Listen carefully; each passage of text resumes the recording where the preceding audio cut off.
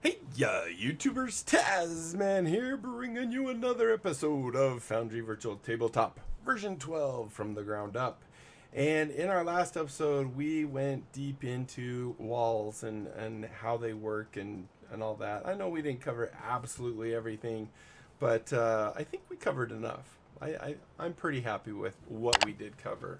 That reminds me of something real quick.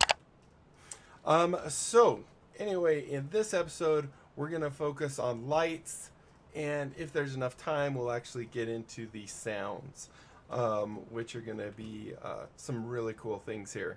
So we'll go ahead and shut our secret door again.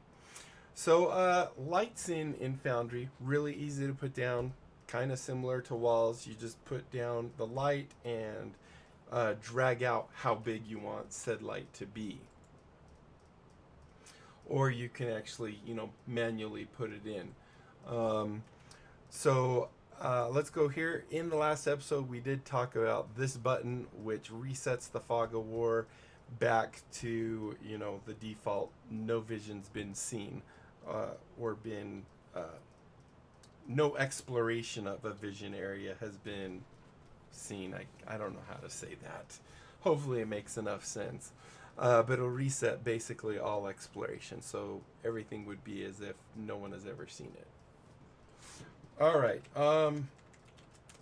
So what we're going to do is we're going to start talking about the lights here. So the very top one, this is for placing a light. This isn't, I know it might be quick to think, oh, but, and then the sun is like an environmental light. The moon might be, more lights that are at nighttime or dimmer or negative lights, like darkness or something like that. That's not how it is. What these do is actually transitions to day and transitions to night. And there are mods that actually allow you to have a kind of a scroll bar so you can do it exactly where you want. And part of the reason where this is important is lights, as a default, they're on. So if we go place a light right in here, let's just place a light, and you can see I can drag, and if I drag over other things, you can see, here that it's saying the table's blocking the light. Here the door's open, so the light's going out, so on and so forth. So you can kind of get an idea when you're dragging the light how big it's going to be. Once you release it, now we have our light object, and we can move it around, and you can see that it's updating where that light is. And this little line here is showing you where that light is in case you have it daylight, which we do, I believe. I think right now we have it set to daylight. But what I wanted to point out is right in here,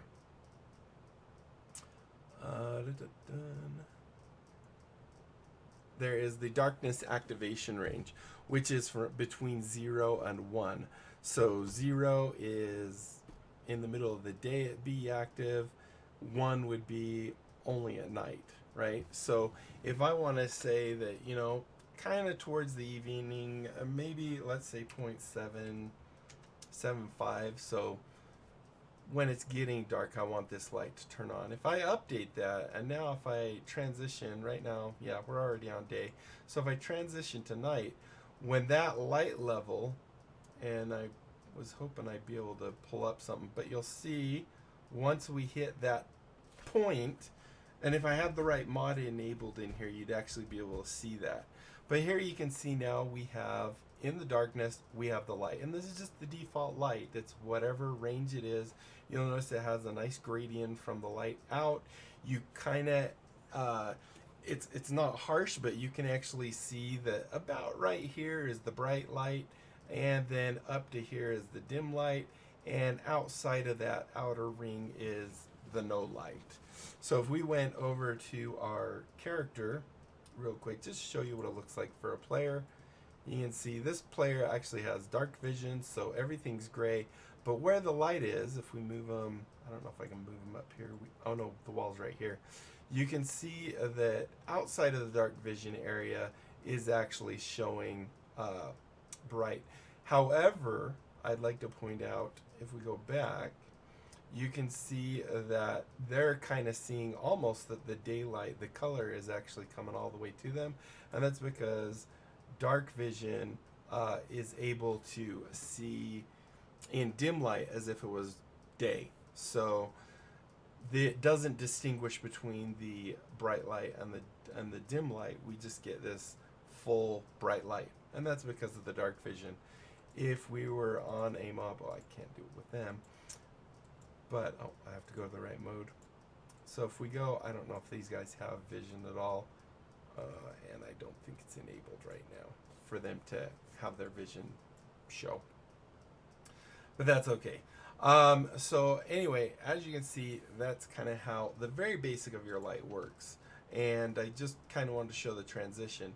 Now, of course, just like the other ones, if you have many lights on a screen, be very careful with this one because it will delete every single light on the whole scene. And I'm pretty sure you rarely will you want to do that. You might want to delete one or two lights. Just like with other things, we can actually do a Control C, and then wherever I put the mouse, I can hit Control V, and you'll see it adds a new light. Has all the same things as that one. So if I have a light that has color and all that fun stuff, that will actually be copied as well. Alright, so let's go into kind of the settings of the light itself, because there are some pretty cool ones in here. So one, we have the coordinates, the actual location of the light. We have the elevation, you know, where it actually sits. If we set this to, say, -5, although I don't know if I'd be able, I might lose this light. I'm not sure if I'll still be able to see the token or the icon there. But if I do that, now this light is below the floor. And if we go to our other guy here, actually it's still showing, so it must be kind of a sphere. I've never tried that before, so I didn't know how exactly that's going to work. But if we put it significantly below the floor, it probably would not show anymore. So we do have that, our elevation. We have our radius. So here you can see we have the dim light, which is from roughly right here out to here is 24. And what that's actually saying is it's 12 and 12-ish. So if we said this was, you know, a light, we wanted to say 30 and maybe 15, you can see that it considers from the center of the light on both of them. So the 30 is saying after the bright light, because that's bright light, you're not going to see the dim, so it's going to be able to see the dim from wherever that one ends to whatever we set it to. It's kind of confusing, but you get used to it really quick. What I don't want you to think it is that it's going to be 30 from the edge here. It's actually 30 from the actual light itself, the source. Constrained by walls, as you can see, we have environmental walls here, and it is constraining the light. If we have that unchecked, obviously you can see no longer is it caring about the outside of the building. Everything is completely visible by this light. This would be kind of your global light, or something like moonlight that you want to ignore trees or something like that. But we don't want that. We want it to have the walls there. Then we have the emission angle. The default is 360 degrees. If you want the angle, you know, to be like a hooded lantern and say it's only 45 degrees, we have a hooded lantern sitting on this table or something like that.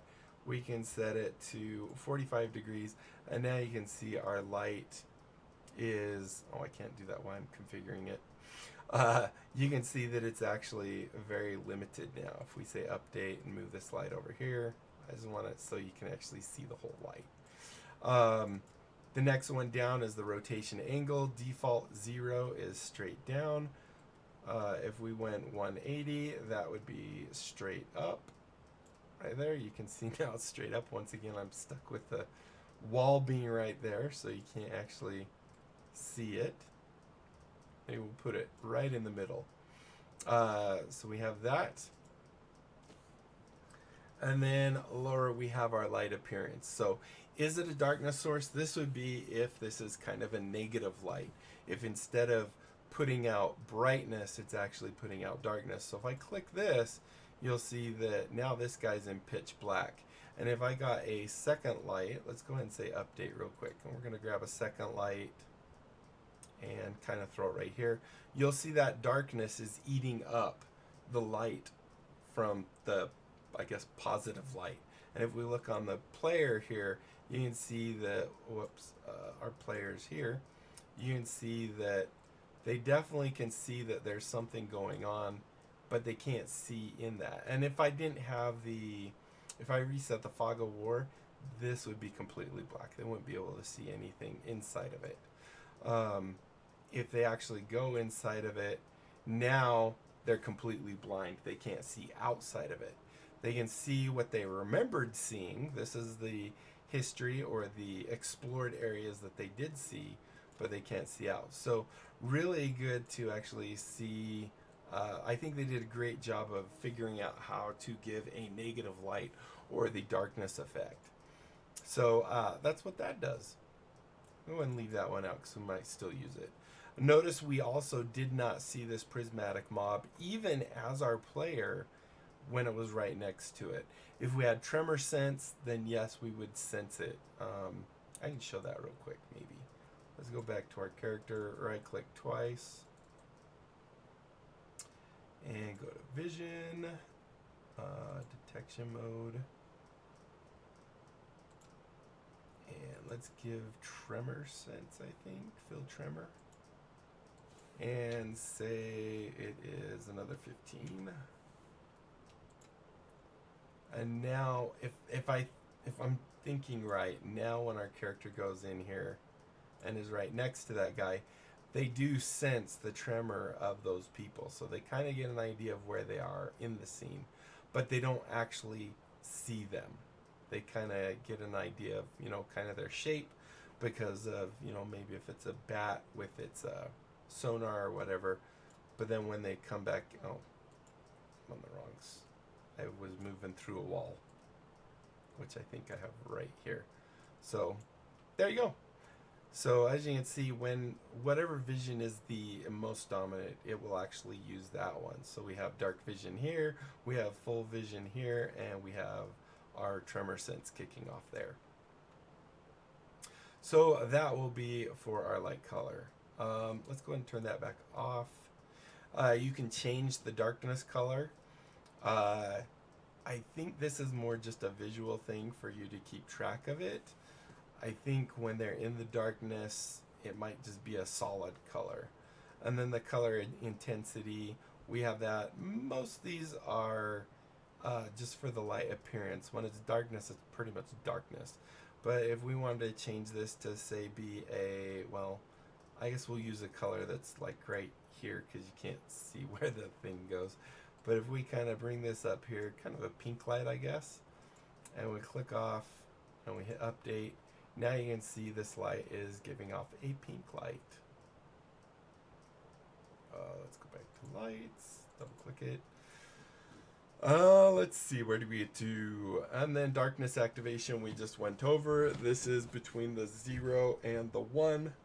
Where you want this light to turn on. And this can be really cool if you think about, like, if you have a whole city scene and let's say we have this light turn on at 0.75, we have this light turn on at I changed that to who knows what because I scrolled down. Let's say we change this maybe to 0.5 and this is just another light. I'm not gonna do anything special with that light. I still have this one up. So like maybe put that light right here. Let's add a third light down here. And like if these are like city lights and you want it to kind of look like as you transition into darkness, we can see these lights turn on. You'll also see they turn off. This one turns off first. This one turns off next. This one right now won't turn off. But if I come down here and say maybe this is at 0.89, I don't know, something like that. Now when we transition into darkness, because it's shown that it's off, and by the way, you can manually control this. If I click on the light with the right click, now it's going to stay off no matter what. Other words, it's waiting for its threshold to be met. So now what we should see as it gets dark, I believe this one turns on first, was it this one? One of these two turn on first, then the next one, and then that guy turns on last. So let's go ahead and transition. You'll see it's getting darker. And so you could imagine that, the city is kind of lighting up. These are kind of more of a campfire type light outside and stuff. So that should kind of give you an idea of how that works. So that is the first pane. Then we have the light animations, because you have some really cool little animations. I don't remember which light we clicked on. Are we on the pink one? We are. And I don't know if I did. I moused over that and scrolled again. Let's just set it. Let's make it nice and wide. Let's do maybe 100. There we go. So let's go to light animations now. So your light animations are things that you can make that light do. Sometimes it ignores the color if it's a specific light animation. So if we, for example, come in here and you can see, oh, you can't see all the way up, darn it. So I'm going to read them to you because there's like 4 up above that you can't see. So obviously there's none. There's one called Bewitching Wave, which you can see here. And what it does is kind of gives this cool little effect. We'll do Chroma, which is going to cycle through colors. Now you'll notice that this one probably ignores what color I actually say the light is. The next one down is Energy Field. You kind of get this cool looking effect. We have Fairy Light. Once again, this one ignores the color that you set because it's going to be all kinds of colors. We have Flickering Light. This one might be like a candle or something like that sitting on a table. We have Force Grid. So we have kind of this cool effect like a force field. Maybe I should set this to 360 degree again, because then it'll look really cool. Let's see. Let's go ahead and say rotation angle. We don't care about angle. We'll just go ahead and say 360. Yeah, look how cool that looks. Let's go to the next one. Ghostly Light. There you go. We'll do Hexadome. So once again, kind of a force fieldy looking thing. Light Dome. We have Mysterious Emanation. One thing we can do really quick on a lot of these, you'll see this is emanating outwards. We can also click on this button here that says bring it in. So it reverses the animation. We also have the animation speed. This is actually a good one to do this stuff on. So your animation speed, how fast it's going in and out. So we could have it really slow. We have it nice and fast. And then we have the animation intensity, which makes it more pronounced or not. So if we kind of do this, you'll see it's not as pronounced, where if we go all the way this way, you'll see, wow, it's just doing some cool looking stuff. I mean, it looks like it's kind of waving back and forth and all that. Where if we went back down to say 2, it's doing the same thing, but it's a little less noticeable. So let's continue down our list. We have Pulse. So we just have a nice pulsating light. I'm thinking I want to change the color just so it's a little easier to notice. This one's not the best. So I know you can't see the color I'm choosing this blue. We'll see how good that is. There we go. That's pretty good. Let's see. We have Pulsing Wave, which is kind of an emanating circle. Once again, reverse, bring it in instead of going out. We have Radio Rainbow. This is one that's obviously going to ignore whatever color light you choose. We have Revolving Light, kind of like a lighthouse or something. We have a Siren Light. We have a Smoke Patch. So you can see it's kind of a light, if you wanted to say it's a mist or whatever rolling in, you could do that. We have a Starlight, which kind of has these, I can't remember what these are called. The little star things. And we have a Sunburst, which is a more pronounced one of those. And we have, you can't, this bottom one's vortex. We'll go over that too. Swirling fog.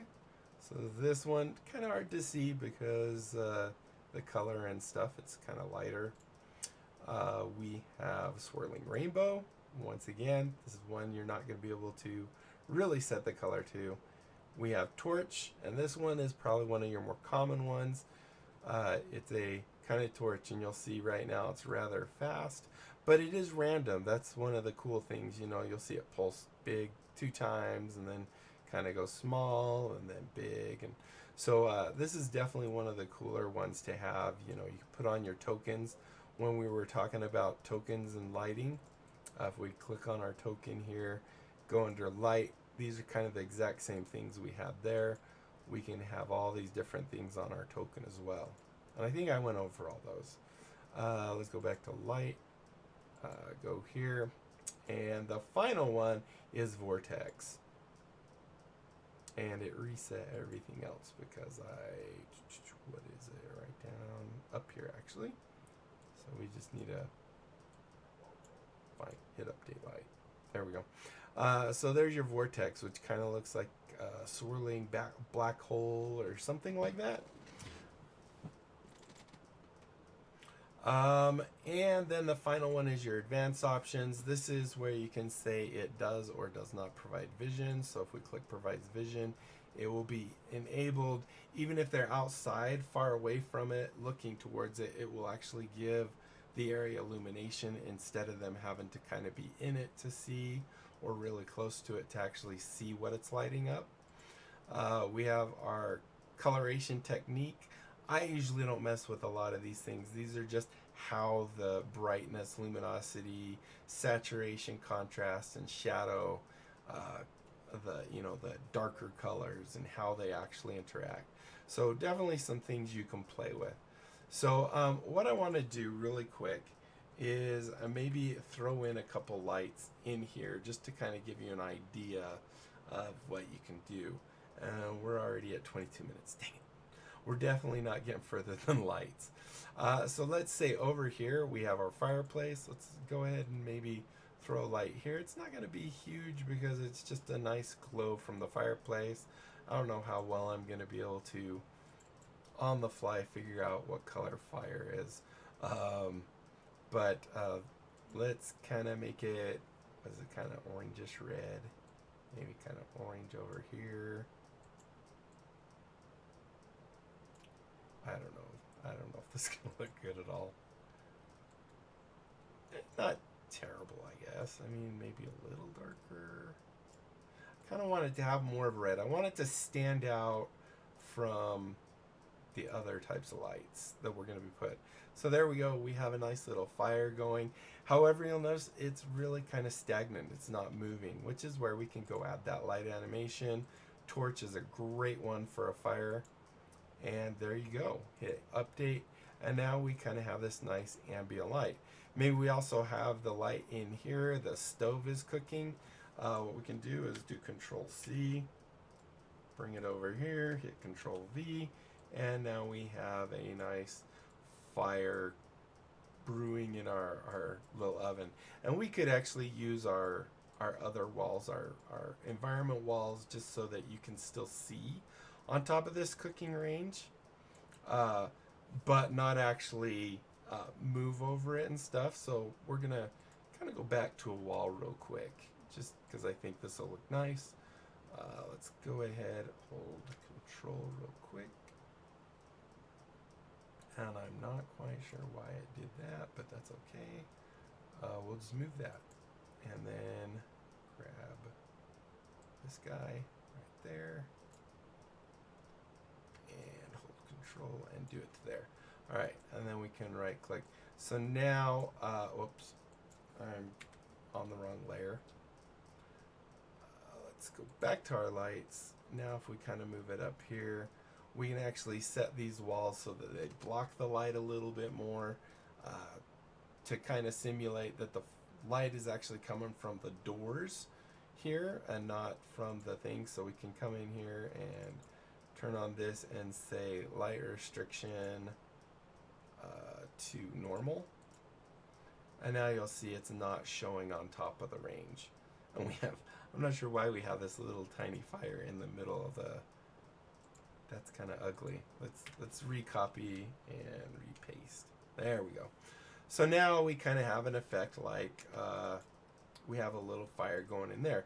Let's go ahead and set some torches. I mean, we have little,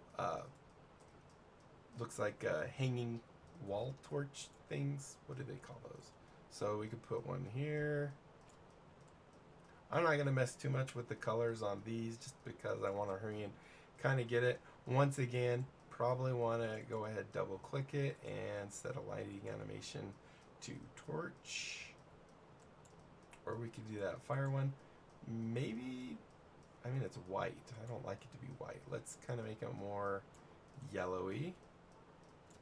Something like that. And that's probably the wrong color, but that'll work. So here's a light here. Go ahead and copy that. We might have some lights outside.